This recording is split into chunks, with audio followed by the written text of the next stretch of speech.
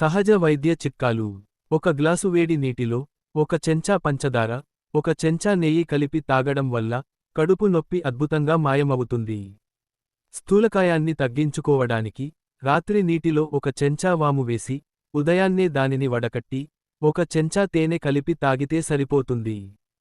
చిక్కుడు ఆకును నూరి ప్రతి ఉదయం ముఖానికి రాసుకోవడం వల్ల ముఖంపై ఉన్న మచ్చలు, మొటిమలు తొలగిపోతాయి.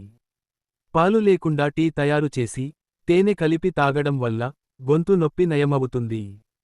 శొంఠిని నూరి నిమ్మరసంతో కలిపి తాగడం వల్ల పైత్యరసం తగ్గుతుంది.